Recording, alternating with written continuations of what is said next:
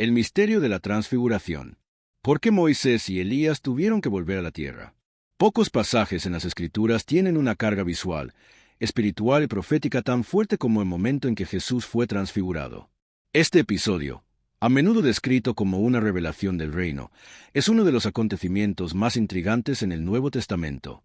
Al considerar el encuentro de Jesús con Moisés y Elías, muchos tienden a imaginar una visión simbólica o meramente espiritual. Pero lo que realmente ocurrió en aquella montaña fue mucho más que eso. Superó el simbolismo, sobrepasó los límites de la imaginación y quebró la barrera entre la vida y la muerte. Y todo comenzó con una decisión premeditada de Jesús. Eligió ascender a una montaña alta, apartado de la multitud, acompañado solo por 3 de sus discípulos más cercanos. Jesús, consciente de que se acercaba al cumplimiento de su misión en Jerusalén, llevó con él a Pedro, Santiago y Juan. No fue una elección al azar. Estos 3 hombres conformaban el círculo íntimo entre los discípulos, testigos privilegiados de momentos que los demás no presenciaron. Esa misma selección se repite en episodios claves, como cuando resucitó a la hija de Jairo o en su oración en Getsemaní. Sin embargo, ninguna de esas experiencias se compara con lo que iban a ver en esa montaña. Era un sitio elevado, apartado, un lugar donde lo celestial parecía rozar la tierra. Y allí, entre el silencio del paisaje y el susurro del viento, algo extraordinario comenzó a ocurrir. Tanto la elección del lugar como la selección de los testigos tenían un profundo significado. Desde tiempos antiguos, los montes fueron escenarios de encuentros divinos. Fue en el Sinaí donde Dios habló con Moisés y entregó la ley. Fue en el Carmelo donde Elías confrontó a los profetas de Baal. Y ahora, en este monte, ambos reaparecen como si los capítulos más emblemáticos de la historia sagrada confluyeran en la persona de Cristo. Los evangelios de Marcos, Mateo y Lucas relatan este evento con sencillez, pero cada detalle está cargado de ecos antiguos y señales de lo porvenir.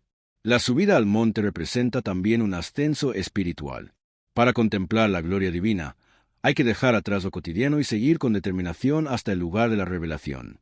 En el Evangelio de Mateo, capítulo 17, versículos 1 y 2, se narra cómo 6 días después Jesús llevó consigo a Pedro, Santiago y Juan a una montaña apartada, y allí se transfiguró ante ellos.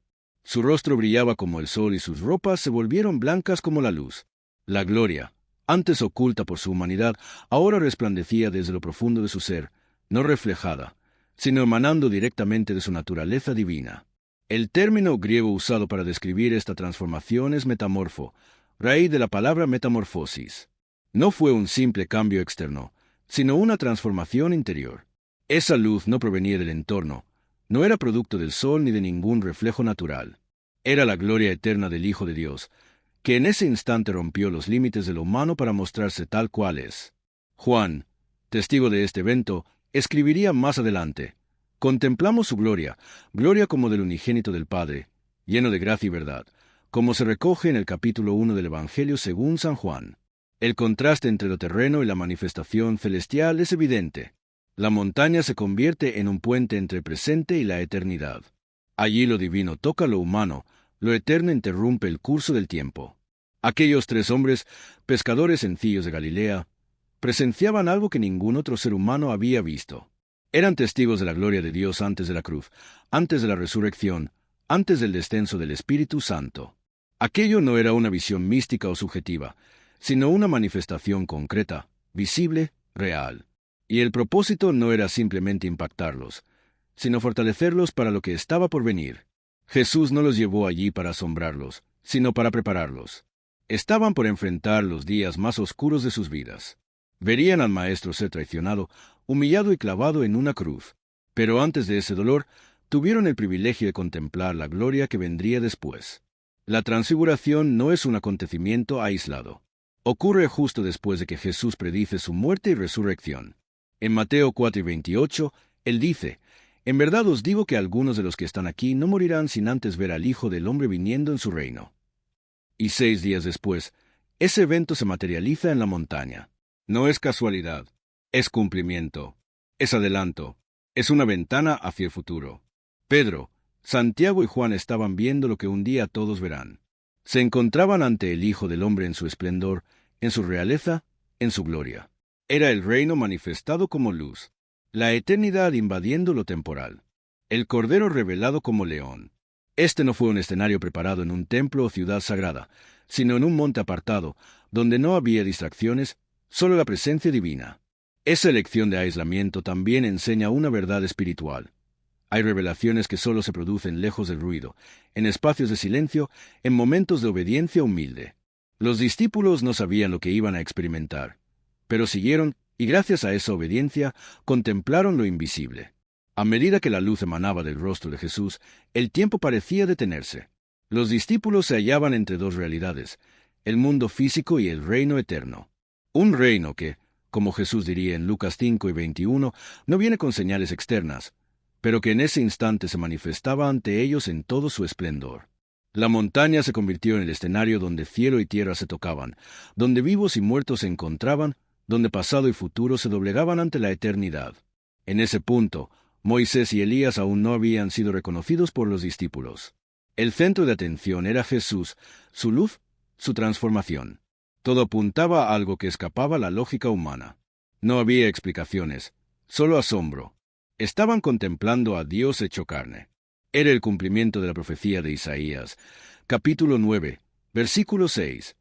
Su nombre será admirable consejero, Dios fuerte, Padre eterno, príncipe de paz. Mientras los ojos de los discípulos se acostumbraban al brillo y sus corazones intentaban asimilar lo que presenciaban, algo aún más sorprendente estaba por suceder. El velo entre los vivos y los muertos se levantaría una vez más. Aparecieron dos figuras junto a Jesús, no en sueños ni en visiones, sino en plena realidad. No eran símbolos ni ángeles, sino personas. Los discípulos los reconocen sin haberlos visto jamás. Uno era Moisés, el libertador, el legislador del Sinaí. El otro era Elías, el profeta que oraba y hacía temblar los cielos. Su aparición, junto a Jesús, no solo era asombrosa, sino también profundamente significativa. ¿Cómo podían estar allí si Moisés había muerto y Elías nunca había pasado por la muerte? Esta pregunta invita a un viaje profundo por las Escrituras, uniendo pasado, presente y eternidad. Sobre Moisés, en Deuteronomio 34, 5 se afirma claramente que murió en la tierra de Moab, conforme a la palabra de Dios. Incluso el versículo siguiente señala que el propio Dios lo enterró y que nadie conoce su tumba. Su muerte fue solemne, misteriosa, en soledad. Murió en el monte Nebo, mirando desde lejos la tierra prometida que no pudo pisar. Sin embargo, siglos después, se le ve vivo al lado de Mesías. Esto nos lleva a entender que la muerte no significa el fin de la conciencia ni de la existencia. El alma, aun después de la muerte física, continúa viva ante Dios. En Eclesiastés 12, 7 leemos, «El polvo vuelve a la tierra como era, y el espíritu vuelve a Dios que lo dio». La presencia de Moisés ante Jesús confirma la vida después de la muerte. Revela que quienes mueren en Dios siguen conscientes, despiertos y capaces de participar en sus propósitos celestiales. Elías, en cambio, nunca murió. No segundo libro dos Reyes, capítulo 2, verso 11, está escrito que, en cuanto caminé me conversaban, surgió de repente una carruajem de fuego puxada por caballos en chamas. Separándoos, Elías fue llevado a Osteus en Muemer de Moino. Así como Enoque en Génesis 5 y 24, Elías también nao coneceu a morte. Deus o tomou para si sem que pasase pela sepultura ou fosse enterrado. Agora, sua presença diante de Pedro, Tiago e João, junto a Moisés e a Jesús, completa o ciclo revelador. A cena que se desenrola a maíz do que uma manifestação divina, carrega o profundo simbolismo escatológico. Moisés e Elías no surgen apenas como personajes históricos de fe, más como representacoes simbólicas. Moisés representa a aqueles que morrerán crendo, descansando a espera da resurrecao. Elías simboliza os que serán arrebatados, transformados, vivos na chegada do Senhor. Juntos, refletem a totalidade dos redimidos, os que dormem e os que serão mudados. Iso ecoa o que Paulo descreve en 1 Corintios 15, 51-52, ao afirmar que nem todos morrerão, mas todos serão transformados nun piscar de olos ao som da última trombeta. Outro ponto relevante é que esses dois homens não estavam calados. En Lucas 9 y 31, está registrado que Moisés e Elías aparecerán en gloria falaban con Jesús sobre súa partida, que habería de acontecer en Jerusalén. A palabra gloria indica que eles estaban revestidos de esplendor celestial. Maíz que hizo, o termo original usado para morte e éxodo, indicando que eles comprendían plenamente a misa do Mesías. Iso demonstra que no plano espiritual a consciencia, entendimento e misao. Nao sao espíritos vagando sem rumo, mas servos ativos do plano eterno de Deus. A escola de Moisés e Elías está ligada à forma como suas jornadas terminaram. Moisés faleceu, mas ninguém jamais encontrou seu corpo. Elías foi elevado aos Deus. O livro de Judas, no versículo 9, menciona uma disputa entre Miguel e Satanás pelo corpo de Moisés, revelando o mistério acerca de sua morte. Ambos ocupam posições simbólicas opostas. Moisés viu a promessa, mas não entrou nela. Elías foi levado diretamente para a glória. O representa a espera, o outro, a consuma cao. O teve sua jornada interrompida por o erro. O outro foi levado pela fidelidade constante. E agora, ambos se encontram, lado a lado, como filho de Deus, como parte de plano eterno, perfeitamente sincronizado. É importante notar que Moisés e Elías não ressuscitaram nem reencarnaram. Estavam vivos, em forma glorificada, participantes de uma dimensão que transcende a nossa. Essa paricao refuta a ideia materialista da morte como fim absoluto. A Bíblia mostra que os santos permanecem vivos e engajados na obra divina mesmo após a morte. A fé também confronta doutrinas que negam a consciência após a morte. Moisés aparece consciente, falando como Cristo sobre eventos futuros. Isso sugere que, na eternidade, o futuro já está presente. É como se naquele monte o tempo estivesse suspenso e o passado, presente e futuro coexistissem. Além disso, os discípulos reconhecerão Moisés e Elías sem necessidade de apresentar coisas. Isso aponta para a permanência da identidade pessoal na eternidade. Não nos tornamos seres sem nome ou consciência dissolvida. Continuamos sendo nós mesmos, porém glorificados. Pedro, Tiago e João sabiam exatamente que me estavam vendo, graças a uma revelação espiritual. Aquela visão não era para todos. Apenas alguns foram escolhidos para testemunhar algo tão sagrado, dois representantes da revelação divina. Moisés havia conversado com Deus face a face, conforme Éxodo 33, 11. Elías ouvira a voz divina como o sussurro suave, conforme Reis 19. Agora, ambos estavam diante de aquele que é a própria palavra viva, o Verbo encarnado. A cena também ilustra a verdadeira autoridade espiritual. Moisés e Elías, figuras respeitadas na fé, não estavam no centro da atenção. Toda a conversa girava em torno de Jesus. Nenhum deles falava por si mesmo. Ambos se submetem àquele que é o cumprimento da lei e dos profetas. Enquanto os olhos dos discípulos ainda tentavam entender o que viam, seus ouvidos captavam uma conversa misteriosa. O tema não era triunfo terreno, nem glória visível. Falavam da cruz, da morte, de uma partida que, ao contrário do que se pensa, não seria derrota, mas libertação. Essa conversa trouxe à tona uma palavra poderosa, Éxodo.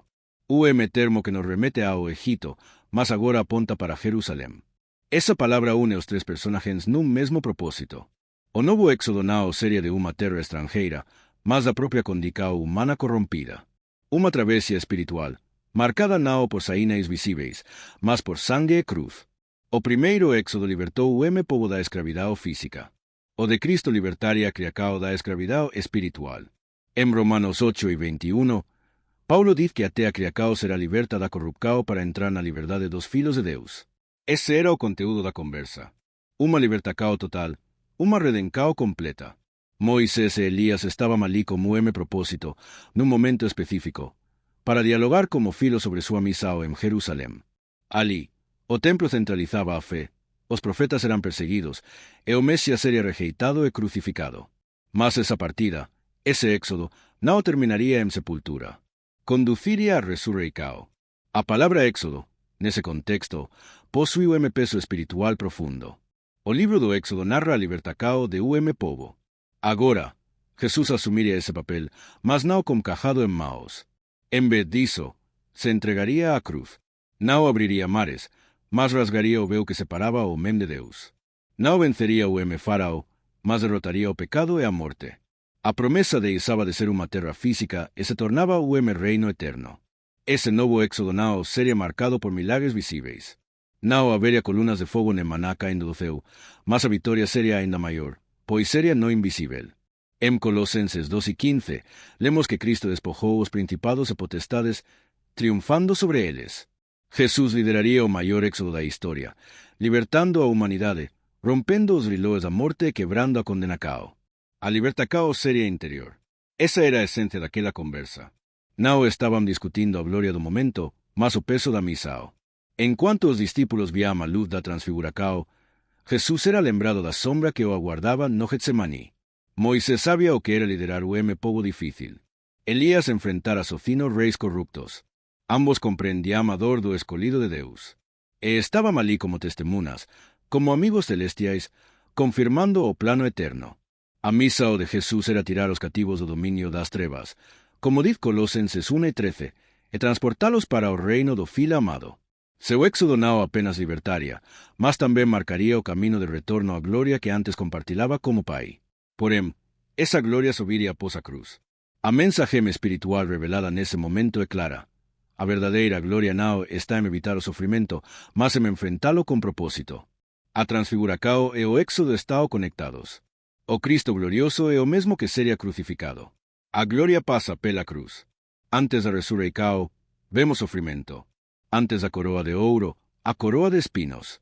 Moisés e Elías atestavam a soberania do plano de Deus. Nada lhe era acaso. A cruz fazia parte do plano eterno. Pedro, em Mateus 12:23, afirma que Jesus foi entregue conforme o plano pré-estabelecido por Deus. Era sobre isso que Moisés, Elías e Jesus conversavam. O plano divino tracado antes da criação do mundo. O uso da palavra éxodo aponta também para o retorno de Cristo. Assim como Moisés retornou ao povo após subir ao monte, Elías foi visto novamente no espírito de João Batista. Jesus também voltará. Seu éxodo não findaria na morte, mas culminaria na glória da ressurreição e na promessa de retorno. Em João 14:3, ele diz que voltará para levar os seus consigo. Os discípulos, naquele instante, não compreenderão plenamente o que estavam presenciando, mas o Espírito Santo LHS traria à memória tudo depois. Aquelas palavras ecoariam em seus corações enquanto testemuneiam o Mestre ser traído, condenado, crucificado e sepultado. E aún más, quando lo vieran resucitado, comprenderían, la verdadera salida fue realizada, la redención fue consumada. Ese momento sublime en la cima de la montaña dejaba claro que la cruz de Cristo ya estaba presente en la conversación celestial mucho antes de su ejecución, que el cielo conocía lo que los hombres todavía no alcanzaban a entender, que la gloria y el sufrimiento estaban unidos, que la muerte era solo el umbral hacia el triunfo, y que para captar el sentido de la transfiguración había que discernir el significado profundo del éxodo, un éxodo que yacía oculto en el corazón mismo del Evangelio, y que representaba la mayor liberación jamás conocida. Mientras en lo alto se hablaba de entrega y redención, los hombres solo podían observar, sin saber que algo aún más grandioso estaba por revelarse. Porque si Moisés y Elías simbolizaban el pasado y Jesús era la manifestación del presente, surgía una cuestión que aún no había sido planteada. ¿Por qué fueron ellos los escogidos? ¿Dónde estaban Abraham, David o Isaías? ¿Qué motivo había detrás de que precisamente Moisés y Elías se hicieran presentes en ese instante tan singular? La explicación de esto se encuentra profundamente arraigada en el entramado profético de las Escrituras. No fue al azar. Fue un acto intencionado, un cumplimiento deliberado, una manifestación profética viva ante los ojos de los discípulos. La transfiguración no fue solo un destello glorioso, sino un eco directo del Antiguo Testamento, señalando su verdadero centro, Cristo. La ausencia de figuras como Abraham o David invita a la reflexión. Con tantos nombres emblemáticos en la historia de la fe, ¿por qué Moisés y Elías? ¿Por qué entre tantos ilustres, como el patriarca de la fe o el rey conforme al corazón de Dios, se hicieron presentes justamente estos dos junto a Jesús en aquel evento tan solemne? La respuesta revela una dimensión más profunda de la revelación divina, conectando con precisión la estructura profética que dio sustento a siglos de esperanza en el Mesías. Moisés y Elías no aparecieron allí simplemente como personajes históricos, sino como representaciones vivas de los dos grandes pilares sobre los que descansa todo el Antiguo Testamento, la ley y los profetas. Moisés fue el mensajero de los mandamientos, el intermediario de la antigua alianza, el que condujo al pueblo a entender la santidad divina y la gravedad del pecado. Elías, en cambio, fue el portavoz que desafió a reyes y multitudes que se apartaban, representando la voz que llamaba al arrepentimiento, la justicia y la lealtad a Dios. Abraham, aunque clave en la génesis del pueblo de Dios, representa el inicio de una promesa. David, aunque ungido y querido, proyecta el reino venidero. Pero Moisés y Elías encarnan, cada uno desde su papel, la totalidad del testimonio que preparó a Israel para recibir al Salvador. Cuando los judíos hablaban de sus textos sagrados, los resumían como la ley y los profetas. Esa era la combinación que definía la autoridad de las Escrituras hebreas. En el Evangelio según Lucas, capítulo 24, verso 27, se relata que, tras su resurrección, Jesús, caminando con 2 discípulos hacia Maús, comenzó por Moisés y siguió con todos los profetas para explicarles todo lo referente a él en las Escrituras. Jesús se presenta como el núcleo de todo lo que había sido escrito. Y en la montaña de la Transfiguración, esa verdad se hizo evidente. Moisés, con su papel legislador, y Elías, con su voz profética, se encuentran con aquel que representa la realización de ambos. La ley, dada a través de Moisés, mostraba la perfección divina y la incapacidad humana para alcanzarla por sus propios medios. Era un reflejo constante de la necesidad de un mediador superior, de un sacrificio completo. Elías, por su parte, habló en un tiempo de gran idolatría, clamando por un regreso genuino a Dios. Su vida fue señal de confrontación y de renovación espiritual. Ambos apuntaban a algo más grande. En Juan capítulo 1, versículo 17, está escrito: la ley fue dada por medio de Moisés, pero la gracia y la verdad llegaron por medio de Jesucristo. Y en Mateo capítulo 11, versículo 13, Jesús declara: todos los profetas y la ley profetizaron hasta Juan. Es decir, su propósito no era permanecer como el fin último, sino allanar el camino hacia la plenitud. Y en aquella cumbre, esa plenitud se hace presente. La ley encuentra su cumplimiento en la obediencia perfecta de Cristo. Los profetas hallan su finalidad en las acciones y enseñanzas de Mesías. Moisés y Elías no están allí para competir con Jesús, sino para reconocerlo, para retirarse en su presencia. No buscan compartir protagonismo, sino desaparecer cuando la gloria del Hijo es revelada. Si Abraham hubiese estado allí, quizás la atención se hubiera centrado en la alianza. Si David hubiese sido el escogido, el foco tal vez hubiera sido el reino terreno. Pero en ese momento en que Jesús se preparaba para el sacrificio, era necesario que se manifestaran quienes representaban la obediencia exigente y el llamado a la fidelidad. Porque Jesús no venía simplemente a ser proclamado, sino a ser ofrecido como el Cordero. Y nadie mejor que Moisés y Elías para dar testimonio de ello. Además, existe una conexión con el fin de los tiempos que no se puede pasar por alto. La aparición de Elías estaba profundamente ligada a la expectativa del día del Señor. En Malaquías capítulo 4, versículo 5, Dios anuncia: enviaré al profeta Elías antes de que llegue el gran y temible día del Señor. Esta promesa estaba viva en la mente del pueblo, al punto que los discípulos le preguntarían a Jesús después de la transfiguración, porque los escribas decían que era necesario que Elías viniera primero. La respuesta de Jesús, profunda y directa, en Mateo capítulo 17, versículo 12, es: Elías ya vino y no lo reconocieron. Se refería a Juan el Bautista, quien vino con el mismo espíritu y poder de Elías, como anunció el ángel Gabriel en Lucas capítulo 1, versículo 17. Sin embargo, la presencia de Elías en la montaña también anticipa el día del Señor, apuntando a una realidad trascendental. Moisés, por otro lado, es el hombre cuya muerte fue rodeada de misterio. Nadie supo dónde fue enterrado. En Judas, verso 9, se menciona una disputa celestial por su cuerpo. ¿Qué indica esto? Que Moisés posee una relevancia cósmica, que su papel no terminó con su muerte, que su figura es usada proféticamente también para el futuro.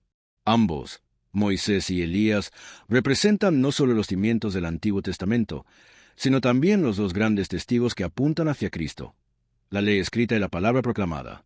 Y ahora, ambos entregan la escena a quien es la palabra hecha carne. Ellos aparecen para luego desaparecer, porque su función concluye en ese punto. Pero la misión de Cristo apenas comienza.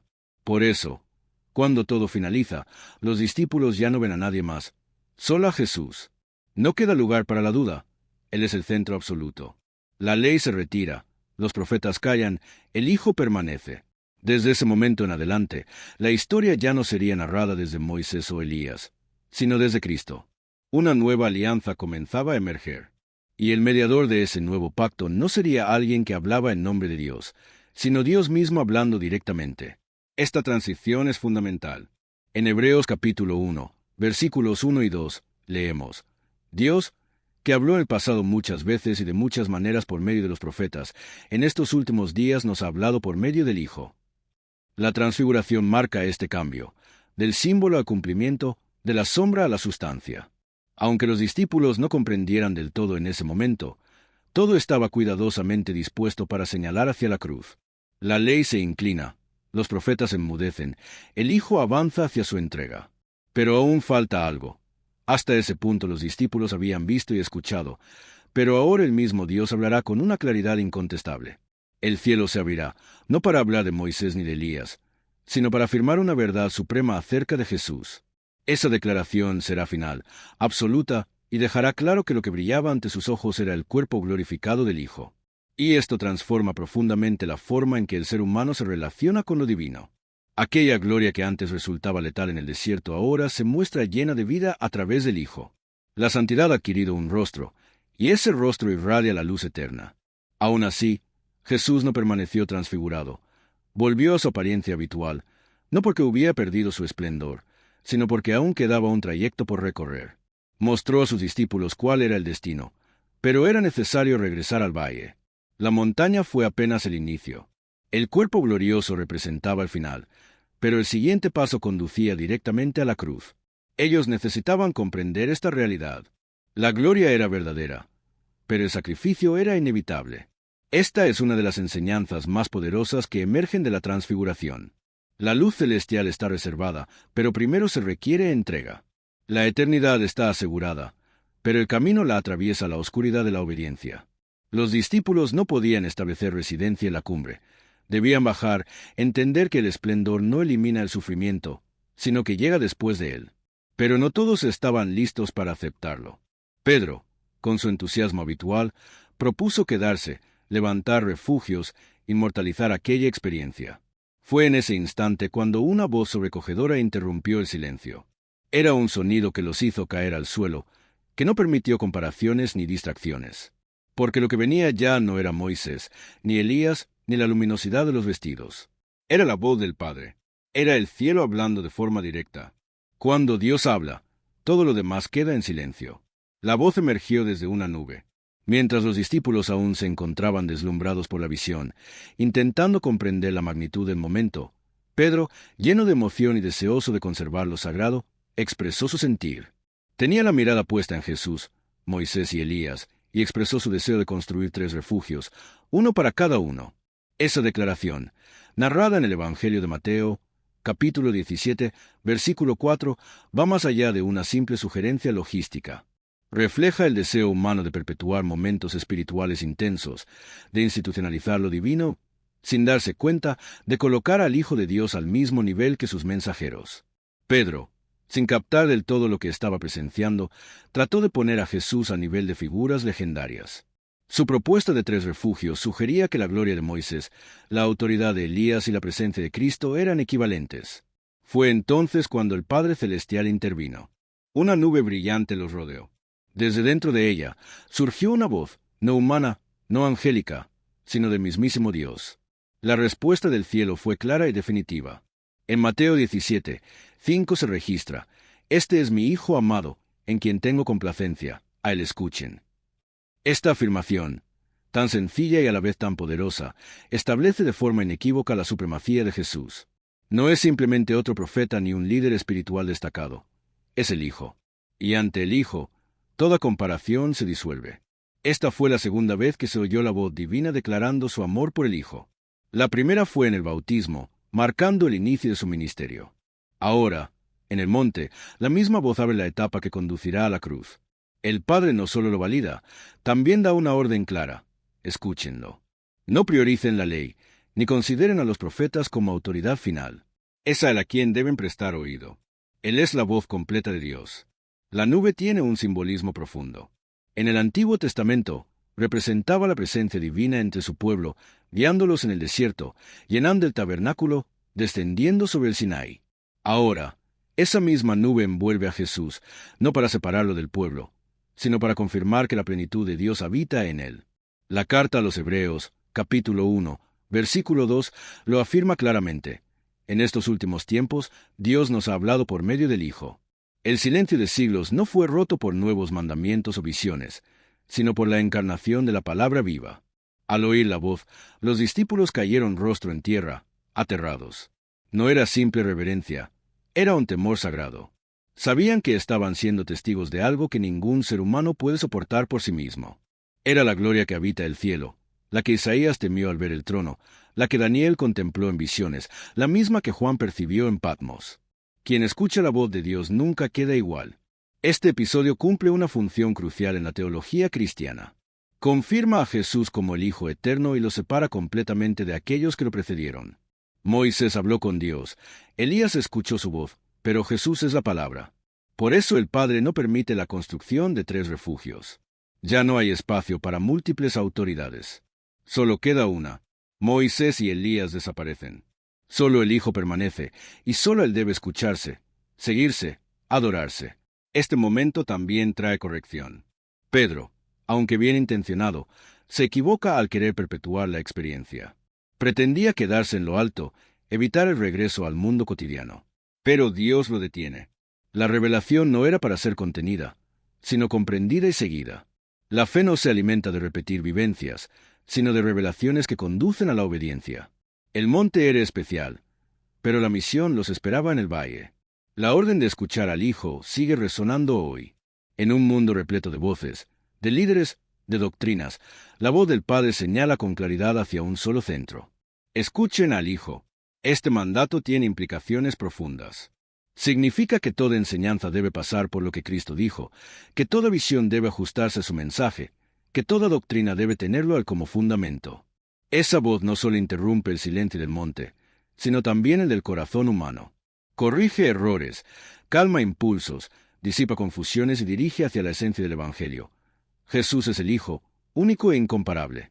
Desde entonces, los ojos comienzan a ver el verdadero significado de la transfiguración. No era solo una manifestación gloriosa, era una proclamación de identidad, de posición, de propósito. Y ese propósito no se cumpliría en esa montaña, sino en otra, el Calvario. La forma en que Jesús reacciona al ver a sus discípulos postrados también revela mucho. Se acerca, los toca y les dice que se levanten y no teman. Su toque siempre restaura. Su palabra siempre vivifica. Cuando levantan la mirada, solo Él está allí. Moisés y Elías han partido. La nube también. Pero Él permanece, porque es el centro de todo. La ley y los profetas han cumplido su papel. El Hijo permanece. El hecho de que al final solo vean a Jesús no es coincidencia. Es el mensaje que queda impreso en el alma. Después de todo, lo único que queda es Él. Cuando la gloria se desvanece, cuando las voces cesan, cuando los signos se retiran, Él continúa presente. A Él se debe mirar, a Él se debe obedecer, a Él se debe seguir. Pero incluso tras una experiencia tan extraordinaria, Jesús les ordena que no cuenten a nadie lo que han presenciado, al menos no hasta que Él resucite. Surge un nuevo misterio. La revelación ya fue dada, pero el mundo aún no está listo para recibirla. La gloria fue vista, pero no puede ser divulgada todavía. Antes de anunciar el reino, era necesario que se alzara la cruz. Los discípulos, aunque habían sido testigos de lo celestial, aún no comprendían todo. Había preguntas sin resolver, inquietudes que ardían en sus corazones. Una en particular los atormentaba. ¿Qué pasaba con la profecía de Elías? ¿Acaso no debía venir antes? Porque entonces el reino no había sido establecido completamente. Habían presenciado la gloria, confirmado al Mesías, oído la promesa del reino. Pero la palabra sobre Elías parecía inconclusa. No podían divulgar nada de lo ocurrido, pero tampoco podían acallar sus dudas. Pronto recibirían una respuesta que conectaría lo antiguo, lo presente y lo venidero. Descender del monte no disolvía sus pensamientos. La imagen de Elías seguía rondando. La experiencia de la transfiguración había dejado una huella imborrable, pero persistía la promesa. Elías debía venir antes del gran día del Señor. Lo acababan de ver con Moisés, conversando con su maestro. ¿Era ese el cumplimiento? En Mateo 17, 10-13, surge la pregunta. Jesús aclara que Elías vendrá y restaurará todo, pero también afirma que ya vino y no lo reconocieron. Esto es clave. El Elías profetizado por Malaquías ya se había manifestado, pero no de la forma esperada. Juan el Bautista vino con ese mismo espíritu y poder, como el ángel Gabriel anunció en Lucas 1:17. Su misión fue preparar el camino, confrontar al pueblo, llamar al arrepentimiento. Pero no lo entendieron, al igual que tampoco entenderían al Hijo. La generación que pedía señales fue incapaz de reconocer el tiempo divino. Y en ese monte, la gloria había sido revelada, pero todavía faltaba que comprendieran cómo vendría el reino. La transfiguración no fue solo una experiencia mística. Fue una muestra, una antesala del reino que ya estaba en acción. Jesús había dicho antes, en Mateo 4:28, que algunos no morirían hasta ver al Hijo del Hombre en su reino. Esa promesa se cumplía parcialmente allí. Pedro, Jacobo y Juan no solo vieron, sino que participaron de un momento en que el futuro tocó el presente. El reino, a menudo entendido como un evento futuro, fue mostrado como una realidad viva, activa y transformadora. En ese instante, con Jesús, Moisés y Elías juntos, la plenitud del reino se hizo visible. La ley, los profetas y la palabra encarnada se encontraron. El monte se convirtió en algo más que un escenario. Se volvió templo, un lugar donde el tiempo se detuvo y el cielo se unió a la tierra. Lo que los discípulos aún no entendían era que ese reino se construiría de manera totalmente distinta a lo que esperaban. No habría ejércitos, ni coronaciones públicas, ni pactos políticos. El reino se establecería a través del sacrificio, del derramamiento de sangre, mediante la entrega total. Por esa razón, la manifestación de la gloria tuvo que ser contenida por un tiempo. El silencio fue necesario. Aunque el reino ya estaba presente entre ellos, aún no había alcanzado su plenitud. La transfiguración se convierte así en umbral profético. Muestra un adelanto de lo que vendrá, pero también invita a abrir los ojos del alma para discernir lo que ya está ocurriendo. Lo que Pedro, Jacobo y Juan contemplaron en aquel monte es lo mismo que un día toda la humanidad contemplará, cuando el cielo se rasgue y el Hijo del Hombre retorne en esplendor. Mientras eso no suceda, quienes creen están llamados a vivir en la tensión entre dos realidades, la promesa venidera y las luchas del presente. Esta coexistencia entre lo eterno y lo temporal es una característica profunda del mensaje del Evangelio. En la carta a los Hebreos, capítulo 6, versículo 5, se habla de los que han probado el poder del mundo futuro. Eso fue justamente lo que ocurrió allí, en lo alto. Aquellos discípulos, por unos breves instantes, tuvieron un contacto real con la potencia del reino eterno. Esa vivencia los marcó, y esa marca los sostendría cuando llegaran los momentos más oscuros. Mucho tiempo después, Pedro escribiría acerca de esa experiencia en su segunda carta. En el capítulo 1, versículo 16, él afirma que no compartieron leyendas o invenciones al hablar del poder y la venida de Jesús, sino que dieron testimonio como quienes lo vieron con sus propios ojos. Aquella manifestación gloriosa no fue una historia imaginada, sino una experiencia concreta con la majestad divina. Lo que vieron en el monte impactó su fe para siempre. Comprendieron que la gloria de Mesías no era una promesa lejana, sino una verdad presente. También entendieron que el reino no se establecería con violencia, sino a través de la obediencia, y que todo aquel que desea participar de esa gloria debe estar dispuesto a cargar la cruz. La transfiguración se convirtió en una confirmación celestial para los corazones que dudan, que sufren, que titubean. Fue como si el Padre mismo hubiera susurrado al alma humana: «Este es mi Hijo. Él es el centro de todo, es el camino hacia la plenitud, es el cumplimiento de la promesa». Y aunque parezca que todo se oscurece, aunque los clavos traspasen sus manos y una piedra selle el sepulcro, recuerden, el reino ya ha sido revelado, la gloria ya fue mostrada y el desenlace ya está definido. Aún quedaba mucho por delante. Los discípulos presenciarían la captura de su maestro, los insultos, los golpes. Pasarían por el abandono, el llanto y la incertidumbre. Pero dentro de ellos, algo había cambiado para siempre. Habían sido tocados de manera profunda. Habían visto, escuchado, sentido. Y aunque no comprendieran completamente lo vivido, sabían que lo que contemplaron en aquel lugar era verdadero, y que algún día toda la creación también lo vería. Hasta entonces, el reino continuaría manifestándose, no ya en lo alto de una montaña, sino en lo profundo del ser humano. Desde aquel momento, algo nuevo comenzó, porque aunque descendieron físicamente del monte, la gloria los acompañó. Esa presencia los transformó, los impulsó y los preparó para proclamar con valentía que el Rey ya se había manifestado, que su reino ya estaba entre nosotros, y que un día volverá. Pero no lo hará en secreto, ni con reservas, ni para mostrar solo un anticipo, sino para establecer su reinado eterno. Aquella montaña no fue solo el escenario de un milagro, fue una señal de que en medio de las pruebas, de los silencios, de las caídas y los dolores, existe una esperanza que nos sostiene. Un reino que ha comenzado a germinar dentro de todo aquel que cree y que, en su momento, se mostrará con total plenitud ante los ojos del mundo. Jesús no fue únicamente el centro de esa visión gloriosa. Él es el centro de toda la historia. En él se cumplen la ley y los profetas, en él encuentran sentido los que han partido y los que aún caminan.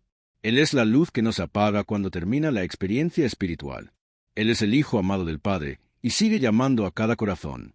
Si en medio de estas palabras algo despertó dentro de ti, si sentiste el anhelo de volver, de comenzar de nuevo, de entregarte por completo, no ignores ese momento. Jesús no se muestra solo para causar impacto, sino para provocar una transformación profunda. Hoy, si deseas reconciliarte con Él después de haberte apartado, o si anhelas comenzar una nueva vida junto a tu Salvador, deja escrito en los comentarios: Te recibo, Señor Jesús, como mi único y verdadero Señor y Salvador. Y si ya vives esta verdad en tu corazón, comenta amén. Esto no solo fortalece tu propia fe, sino que permite que este mensaje llegue a otras almas que necesitan urgentemente esperanza. Comparte esta palabra con alguien que ames. Puede que ese gesto sea el momento en que su corazón también sea transformado. Jesús sigue siendo el mismo ayer, hoy y siempre. Y aunque los ojos aún no lo perciban, hay un lugar en el alma que puede reconocer su presencia. Hasta la próxima.